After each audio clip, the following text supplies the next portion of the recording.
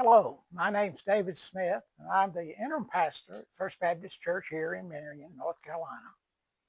I want to welcome you to one of our 5-minute devotionals.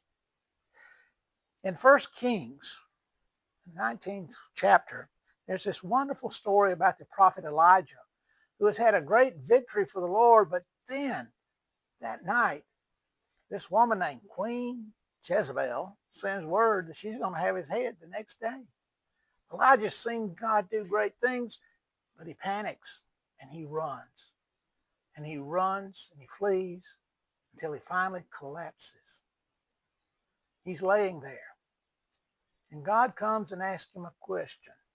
He says, Elijah, what are you doing here? And Elijah says, I've been faithful to you, O Lord, but now look at the mess I'm in. I just want to die. I don't want to live. God says to the worn out, depressed, tired Elijah, Elijah, the journey's too great for you. You can't do this on your own. And so suddenly the angels appear and there's food and there's water and there's drink. And Elijah's able to go to sleep. He sleeps through the night, and guess what he does the next day? He gets up and he runs some more. And he finds himself in a cave on the side of the mountain in despair, frustration. Maybe in your life you've had times when you feel like you're running away from everything and you can't take it anymore. Or maybe it's just too much for you to handle right at that moment. And then this wonderful thing happens. A storm breaks, and there's an earthquake, and then there's fire, lightning from heaven, and there's wind. And God didn't speak out of any of those. But then there was what some translations say, a still small voice. The voice of God came to Elijah. And he finally found rest. You know, along the journey,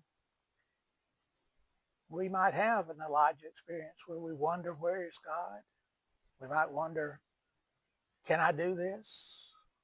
We might wonder, why should I go on living?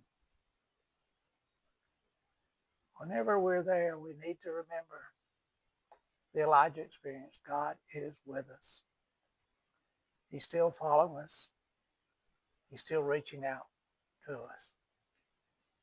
Elijah was to find out he wasn't the only one following God. He found others later in the chapters who were with him so that he could live a life of purpose and meaning. We at First Baptist Church, Marion, North Carolina, meet every Sunday morning, 11 o'clock. Some of you watching are members. You know the warmth and the feeling you have when you're here with us. But others of you might be interested or might think this is not for you. Let me promise you that if you come, share worship with us, I'd love to meet you. But you will not be judged. You will not be exposed to political arguments back and forth. What you will experience is the message of God's grace and love, and the message of how we are called to follow the God who still speaks in that still small voice. Thank you.